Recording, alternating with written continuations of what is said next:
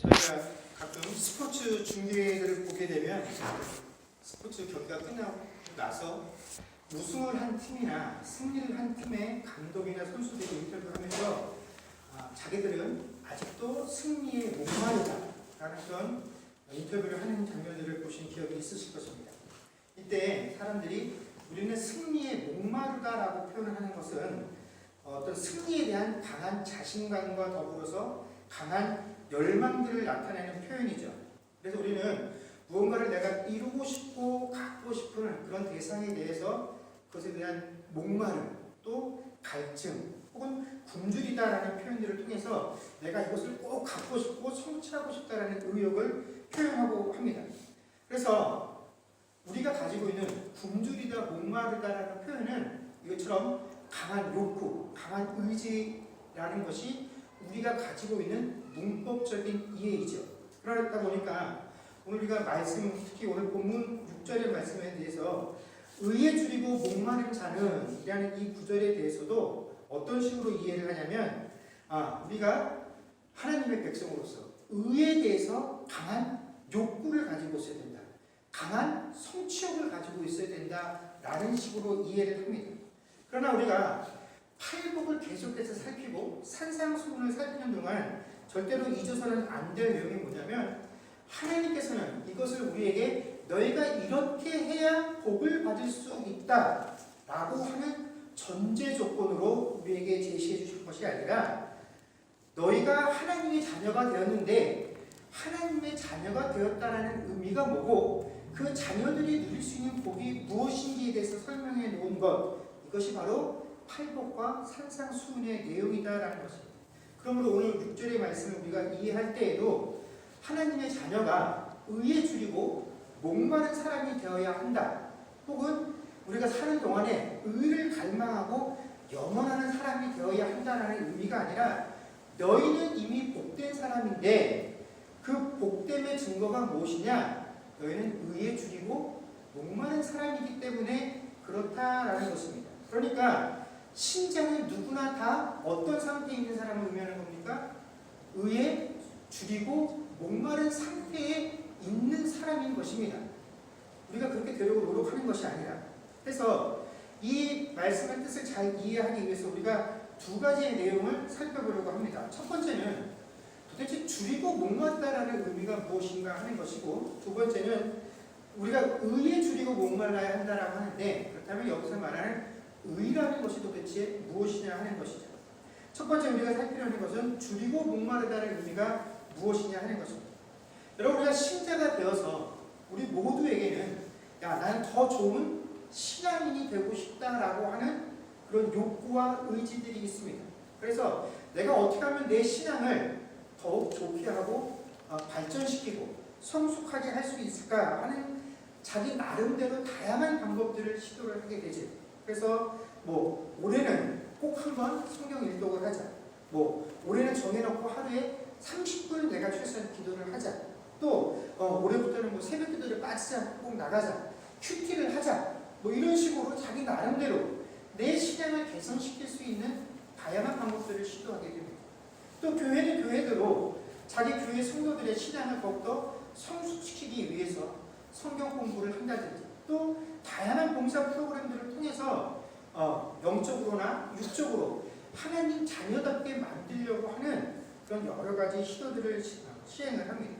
그러나 우리가 이렇게 내 스스로 나 좀 더 신앙이 성숙하고 싶어, 좀 더 하나님 마음에 흡족한 신자가 되고 싶어 라고 하는 우리 이런 욕구나 갈망이 있음과는 별개로 사실 우리는 내가 머릿속으로 계획한 것들을 잘 이루어 나가지 못한다라는 사실을 쉽게 경험하게 된다는 것입니다. 아무리 그런 욕구가 강해도 내가 의도하고 계획한 것만큼 내 신앙이 성숙되지 못하고 하나님 뜻에 합당한 자로 서지 못한다라는 것을 내가 잘 느끼게 된다라는 것입니다. 자, 우리가 아까 제가 말한 것처럼 내 신앙을 성숙할 수 있는 방법으로 우리가 여러 가지 다양한 시도들을 한다고 했는데 성경책을 읽어야지 하다 보니까 왜 성경책을 읽는지 그 이유를 까먹는 겁니다. 1년에 한 번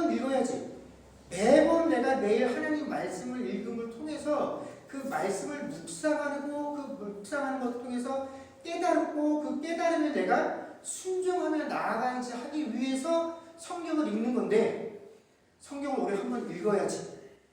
이게 신앙 발전의 기준이 되다 보니까 어떡합니까? 날 잡아서 연초에 쫙 다 읽어버리고 성경책을 덮어버립니다. 그리고 365일에 5일 동안 성경책 한 번을 읽어버리고 365일은 성경책을 안 펴죠. 이거는 아무 소용이 없는 겁니다. 큐티를 하겠다고 마음을 먹었습니다. 마음이 동하는 날 오늘은 좀 말씀이 잘 익혀지네. 큐티를 며칠씩 쭉 합니다. 그러다가 마음이 내키지 않으면 그 큐티집을 덮어버린 채 몇 달이 그냥 흘러간다라는 것입니다. 여러분 이런 식으로 우리가 신앙의 성장 혹은 내가 하나님 뜻에 합당한 신자로서 성장해 나가는 것들을 우리가 무언가를 함을 통해서 이루겠다라고 하게 되면 그것들은 나에게 부담이 되고 숙제가 되어지고 누군가에게 보여주기 위한 행위가 되어지게 되지 내가 생각하고 의도했던 것처럼 하나님 뜻에 가까운 신자가 되어지는 것은 아니다라는 거죠. 제가 지금도 생각해보면 하나님의 말씀을 가장 맛있게 흔히 하나님의 말씀이 내게 달게 느껴졌던 순간이 언제냐면 시험 기간입니다. 시험 기간이 있죠. 책을 봐야 되는데 공부를 해야 되는데 공부를 하기 싫고 자꾸 딴짓거리를 하는데 그 딴짓거리를 하는 가운데서도 위안이 되는 게 어느 순간이냐면 성경책을 펴놓고 읽으면 됩니다. 그때는 왜 그렇게 성경책이 잘 읽혀지는지 구절 한 구절 하나가 단어 하나하나가 다 은혜롭습니다. 그러면서 공부 안 하고 성경책 읽으면서 마음속으로 야 내가 시험 기간만 끝나봐라. 내가 진짜 작정하고 성경책을 한번 제대로 읽어야지. 그러나 시험 기간이 끝남과 동시에 어떻게 됩니까? 성경책은 책꽂이에 장식장으로 보내버리죠. 우리가 이처럼 의도하지 않아도 하나님이 아주 간절하게 내게 와 닿을 때가 있습니다. 하나님의 말씀이 간절하게 내게 와 닿는 순간이 있습니다. 구절 하나하나가 단어 하나하나가 내게 특별한 의미로 다가올 때가 있습니다. 시키지 않았는데도 막 기도가 돼요. 어느 때 그렇습니까? 어렵고 힘들 때 그렇다라는 거죠. 내가 고난 가운데 있을 때에는 내가 거창한 목표를 세우지 않아도 감히 하나님 뜻에 합당한 신자로 내가 서고 싶다라는 그런 목표가 없어도 우리는 말씀 가운데로 기도 가운데로 그럴 때는 예배를 드려도 아주 집중해서 예배 가운데 나아가게 된다는 것입니다. 그러나 그렇게 나를 압박하고 있는 내 삶의 환경들이 조금만 느슨해지면 내가 문제라고 여겨졌던 것이 조금만 나를 올가매는 그 강도가 약해지면 우리는 어떻게 되냐면 신앙의 성장 같은 것은 생각하지 않는다라는 것입니다. 그것을 위한 우리의 열심도 주춤해버리게 된다라는 것입니다. 여러분 이 6절 말씀은 우리에게 너희가 하나님의 백성이니까 의를 갈망하는 자가 되어라라고 이야기하는 것이 아닙니다. 우리는 이미 하나님의 백성으로서 하나님 앞에 좀 당당하고 떳떳하고 싶고 칭찬받는 사람으로 서고 싶다라는 그런 열망과 갈망들이 이미 충분하게 있는 존재들입니다. 그런데 내가 하나님 앞에 부족하다는 것도 잘 알기 때문에 끊임없이 하나님께 그런 것들을 요구해야 된다는 사실들을 잘 알고 있습니다. 우리가 그런 갈망이 없어서 그런 욕구가 없어서 하나님 뜻에 합당한 대로 살지 못하는 것이 아닙니다. 우리가 그런 사실을 모르기 때문에 우리의 신앙이 성장하거나 성숙하지 못하는 것이 아닙니다. 그럼에도 불구하고 왜 현실 속에서 우리가 기대하고 바라는 그런 숭고한 신앙의 삶의 모습 가운데 내가 나아가지 못하느냐, 내가 시도하는 그 모든 것들이 번번이 실패로 끝나느냐 하면 그것은 우리가 하나님과 신앙에 대한 이런 갈증과 목마름을 내가 뭔가 더 열심을 내고 내가 더 뭔가 간절히 사모해야 하는 나의 어떤 태도나 마음가짐에 있다라고 우리가 생각하기 때문에 그렇다라는 거죠. 내가 더 노력하고 내가 더 애써야지. 결국 실패하는 이유는 내가 애쓰고 내가 노력하지 못하기 때문이야. 그러니 나로부터 뭔가를 자꾸 찾아내야 된다라고 우리가 생각을 하는 한 우리가 아무리 이런 갈망과 욕구가 있어도 절대로 우리는 이 문제를 해결할 수 없다는 것입니다. 여러분, 우리 한번 곰곰이 생각해 보십시오. 우리가 살아가면서 언제 굶주리고 언제 목마름을 느낍니까? 여러분 사시면서 야, 내가 굶주려야지 그러고 계획들을 세워요? 야, 내가 목말라야 되겠다 이런 고민들을 하면서 사십니까? 일부러 살을 빼야 되겠다라고 느끼면서 고의적으로 배고픔을 느끼지 않는 한 이런 체급을 다투는 경기에서 단 100g이라도 몸무게를 더 줄여야 되기 때문에 몸에 있는 수분이라도 없애야 되는, 그래서 물 한 모금 마시는 것도 아껴야 되는 그런 상황이 아니고서는 일반적인 삶을 살아가는 우리는 나 배고픔을 느껴봐야지, 굶주려야지, 목말라야지 이것들을 계획하거나 준비하지 않는다라는 것입니다. 나도 모르는 사이에 다른 일이나 우리가 아무리 바빠도 어느 순간에 어떻게 됩니까? 목마른데 물을 마셔야 되겠어. 다른 일에 아무리 집중해서 바빠도 야, 배고파, 밥을 먹어야 되겠어 라고 느끼는 것이 목마름과 굶주림의 특징이다라는 것입니다. 이것은 내가 노력하고 애써서 되는 것이 아니라 그냥 내 본능인 것입니다. 그렇지 않습니까? 나도 모르는 사이에 그렇게 되는 것이고 나는 단지 그것을 어떻게 해요? 느낄 뿐이다라는 것이죠. 배고파, 목말라. 즉 의도하지 않은 자연스러운 반응이 바로 줄이고 목마름이다라는 것입니다.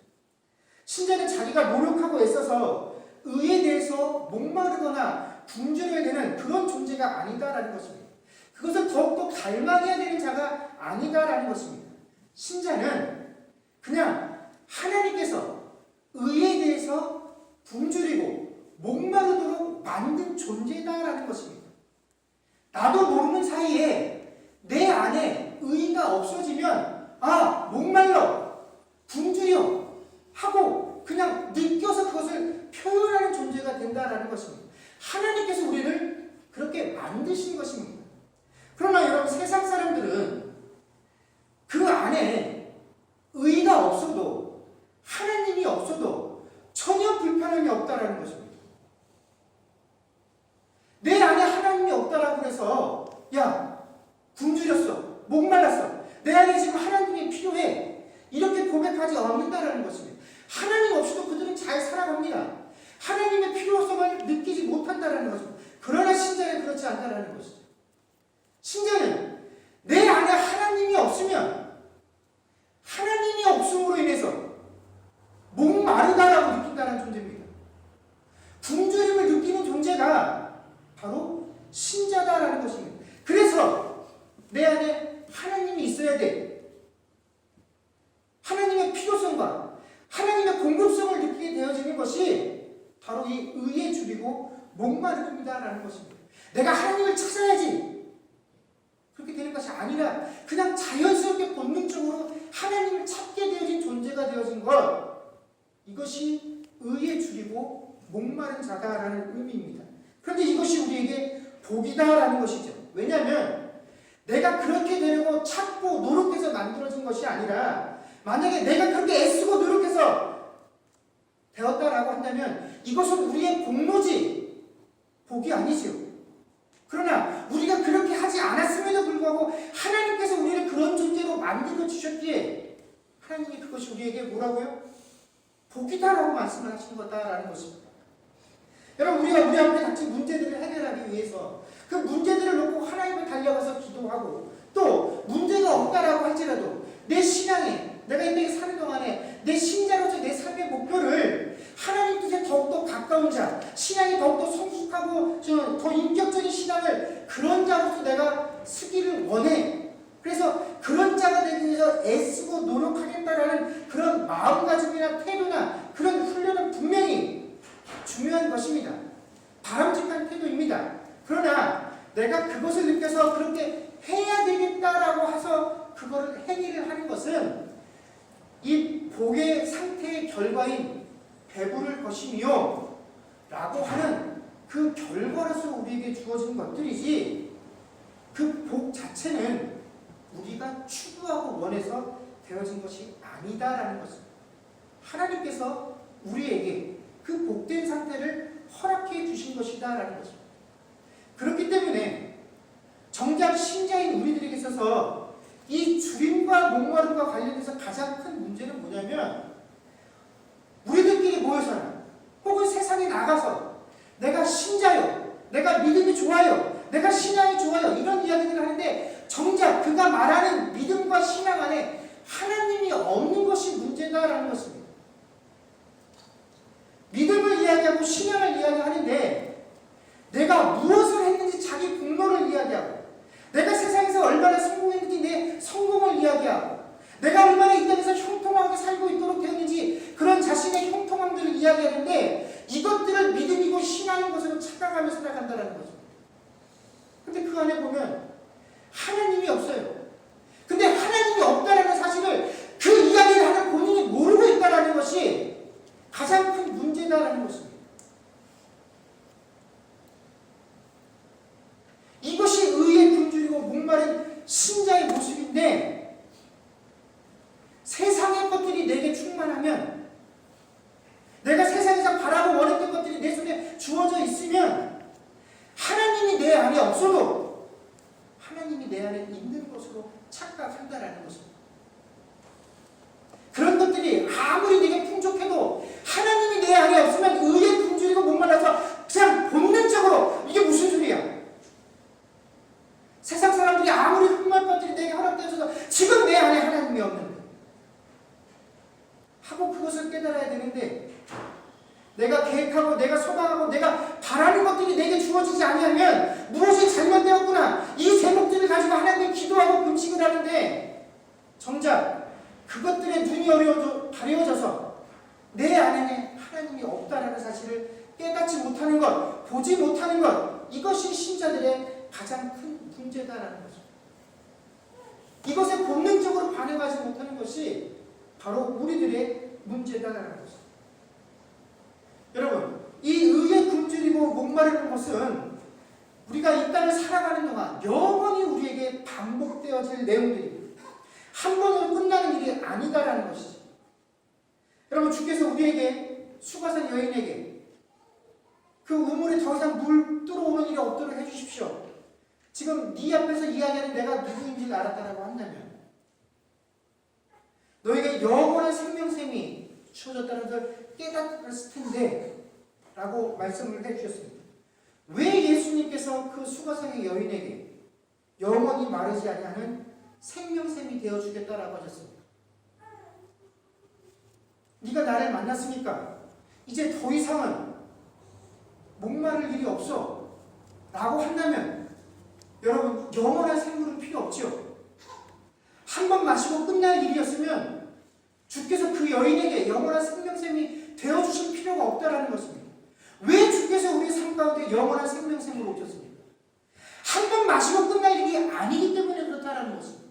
우리가 이 땅에 사는 동안에 끊임없이 우리에게 그 문제가 대두될 것이기 때문에 그때마다 우리에게 공급되어질 것이 필요했기 때문에 주님께서는 우리에게 영원한 생명샘으로 와 주셨다라는 것입니다.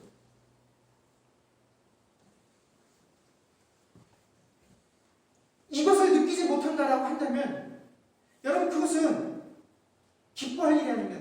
야 내가 예수 믿었더니 이제 모든 것이 형통하고 늘 마음에 평안이 넘쳐. 이것이 신자의 복이 아니다라는 것입니다. 매 순간순간마다 하나님이 없음을, 하나님 없이는 살 수 없음을 본능적으로 느끼고 고백하고 그 하나님을 찾을 때 그 삶이 우리에게 복된 것이다라는 것입니다. 형통하면 복이 아니요. 형통하지 않기 때문에 하나님 없으면 난 살 수 없는 존재예요.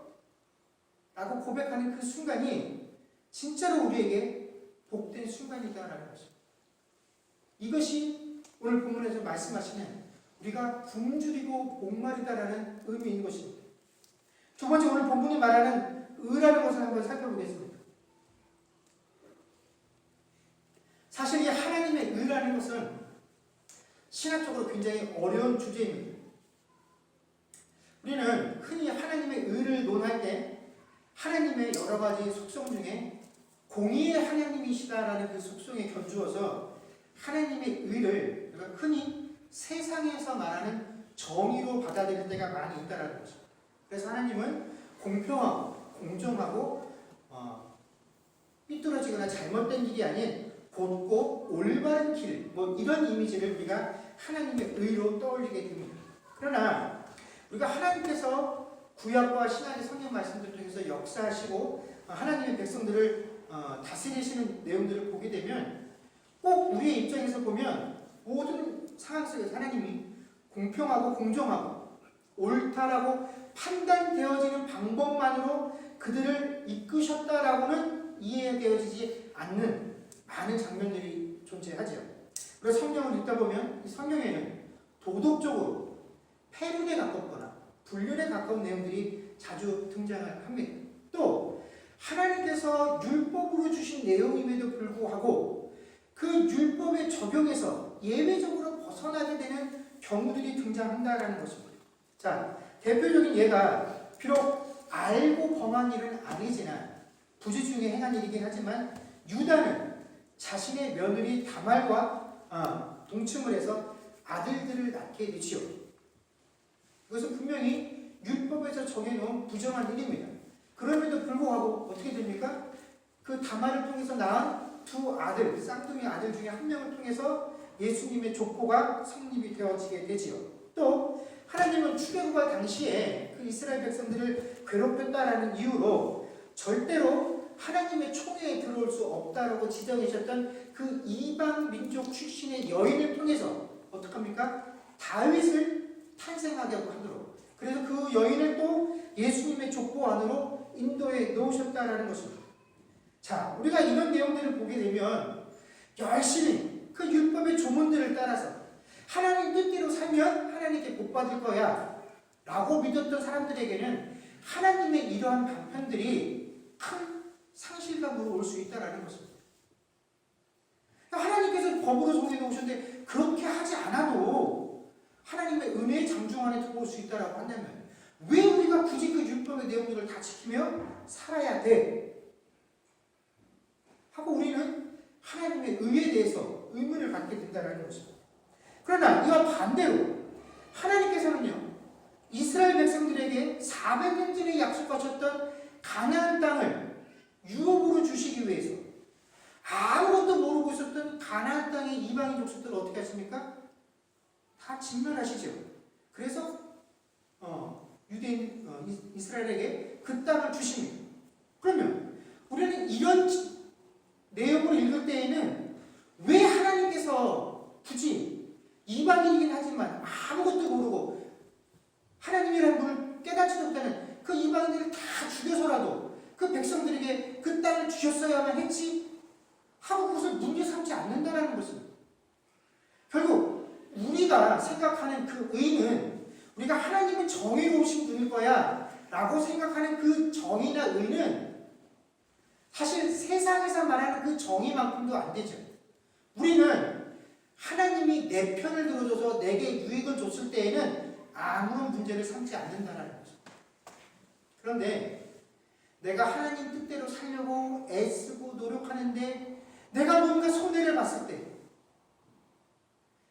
하나님도 모르는데 또 하나님 자녀라고 고백을 하면서도 그 하나님 뜻에 옳게 순종하지 않고 자기 마음대로 뜻대로 살아가는 저 사람의 수인조롭게 그 삶이 풀려나가는 것들을 보게 되면 우리는 하나님의 의에 대해서 오히려 의문을 갖게 된다는 거죠.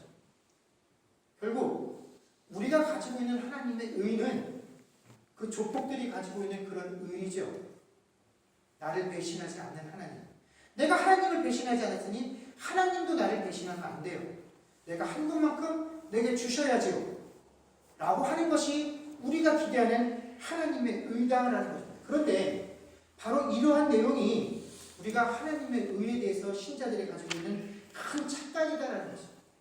하나님의 의로우심은 하나님이 내게 얼마나 선한 것으로 갚아주셨느냐 하는 것으로 판단되어지는 것이 아니라 하나님만 의로우신 분이시기에 그 하나님께서 행하시는 모든 것들은 선한 것입니다라고 하는 그 고백이 하나님께서 우리에게 요구하시는 하나님의 의의 모습이다라는 것입니다. 그래서 로마서 8장 28절 보게 되면 우리가 알거니와 하나님을 사랑하는 자, 곧 그의 뜻대로 부르심을 입은 자들에게는 모든 것이 합력하여 선을 이루느니라. 아멘. 자, 많은 신자들이 이 구절을 어떻게 이해하느냐 하면 부르심을 입은 자들, 곧 하나님의 백성들에게는 모든 것이 합력하여 선을 이룬다. 그래, 결국에는 어떤 우여곡절을 겪든 하나님의 백성들은 좋은 일들만 맞이하게 될 것이야. 하나님께서 그런 길로 인도해 주셔 라고 이 말씀을 이해해야 합니다. 그러나 이 본문은 부르심을 받은 자들의 삶이 결국에는 선으로 끝이 난다라는 의미가 아니라 그들의 모든 것이 합력하여서 선을 이루게 된다는 것입니다. 누구의 선입니까? 하나님의 선입니다. 그런데 부르심을 입은 자들, 우리의 모든 삶이, 이 모든 것이 어떤 이는 하나님 보시기에 늘 순종하고 늘 하나님의 뜻대로 살려고 애쓰고 그 거룩함을 유지하려고 그런 애쓰는 삶으로 가는 사람이 있는가 하면, 어떤 사람은 그냥 이름만 걸어놓고 하나님께 불순종하고 자기 하고 싶은 대로 다 하면서 살아갑니다. 근데 그 와중에 하나님께서 그런 삶의 모습들과는 상관없이 그것을 원인으로 삼아 결과를 주지 아니하시고, 그들이 어찌되었든, 그들이 의도를 했던 의도하지 않았던 그 모든 것들을 합력하여서 어떻게 해요? 결국 하나님은 하나님이 원하시는 것을 이끌어내신다라는 것입니다. 우리는 내 삶이, 내 문제가 항상 모든 문제의 종착지지요. 내가 이렇게 되어야만 합니다. 이렇게 해결, 내가 기도하고 간구하고 신앙생활하는 모든 목표입니다. 그러나 하나님은 우리의 고난이, 그 고난의 해결이 하나님의 선한 뜻이 아니에요. 우리의 그 고난마저도 하나님은 하나님의 선하신 뜻을 이루어 나가는 그 과정이라는 거죠. 우리의 고난이 그 하나님의 모든 것 중에 하나일 뿐이고, 나의 형통함이 그 하나님의 선한 뜻 가운데 그것을 만들어가는 그 과정 가운데 모든 것 중에 하나일 뿐이다라는 것입니다. 그런데 우리는 그것이 고난이 되었던 형통함이 되었던, 하나님은 의로우신 분이시기 때문에 나는 그것이 정말 죽도록 싫으나 그 내가 하기 싫어하는 그 일이, 내가 당하기 싫어하는 그 상황이 선하다라는 것을 믿는 것, 그것이 나에게 유익이다라는 것을 인정하는 것, 그것이 바로 하나님의 의다라는 것입니다. 여러분, 예수님은 하나님이셨습니다. 예수님은 하나님과 같은 권세를 가지신 분이었습니다. 그런데 그런 하나님과 같은 권세를 가지셨던 예수님께서 이 땅에 사역하시는 동안, 바로 그 예수님께서 누구보다도 매 순간순간마다 바로 그 하나님의 의에 가장 굶주리고 목말라 하셨다라는 것입니다. 예수님께서 사역하시는 동안에 많은 이들이 이 예수를 유대인의 왕으로 삼고자 그들을 쫓아다녔습니다. 그러나 많은 사람들이 환호하고 영광을 돌리는 그 순간에도 예수님께서는 그 사람들을 피하여 산속으로 기도하러 가셨습니다. 이른 새벽까지 병들고 귀신 들린 자들을 치유하시고 육신이 지친 그 가운데서도 하나님께 기도하러 나가셨습니다. 우리가 잘 아는 누가복음 27장 42절에서 마지막 겟세마네 동산에서 기도하실 때 이르시되 아버지여, 만일 아버지의 뜻이거든 이 잔을 내게서 옮기시옵소서. 그러나 내 원대로 마시옵고 아버지의 원대로 되기를 원하나이다 하시니. 아멘. 이것이 주님의 기도였습니다. 비록 이것이 나의 죽음이다라고 할지라도, 내 죽음이 아버지께서 행하시는 것이다라고 한다면 이것이 의로운 것이고 이것이 나에게 가장 선한 것을 믿었기 때문에 오직 아버지의 뜻대로 되기를 본능적으로 구하는 것, 이것이 바로 의에 굶주리고 목마른 자의 모습이다라는 거죠. 여러분, 우리는 어쩔 수 없이 영적으로나 우리를 둘러싸고 있는 이 삶의 문제에 관해서 모든 것들에 항상 하나님께 충만한 자들이 되게 해달라고, 차고 넘치는 자가 되게 해달라고 기도를 합니다. 그래서 우리가 스스로 가치 있다라고 여기는 것들을 풍족하게 소유하고 누리고 사는 삶을 복 있는 자다라고 여깁니다. 그러나 그것들에 우리의 눈이 가려져서 내 안에 하나님 없음을 느끼지 못한다라고 한다면 그것은 신자된 자들만이 누릴 수 있는 하나님께서 허락하신 그 복을 모르며 살아가는 것입니다. 오히려 신자의 복은 아무리 세상 사람들이 부러워하고 내 스스로 만족할 수 있는 그 상황 가운데서 혹시 내 안에 내 만족한 면에 가리워져서 하나님이 안 계신데도 내가 그것을 모르고 살아가고 있지는 아니한가 하는 사실들에 대해서 본능적으로 반응할 수 있는 것, 바로 그것이 우리의 참된 복인 것입니다. 여러분, 내게 좋은 것을 베푸시는 그런 하나님을 의로우신 하나님이라고 여기는 것이 아니라 오직 세상에서 유일하게 의로우신 그 하나님이 베푸시는 모든 것들이 내 인생의 선한 것들임을 인정하며 살아갈 수 있는 저와 여러분들이 되어질 수 있기를 주의 이름으로 간절히 축원합니다. 기도하겠습니다.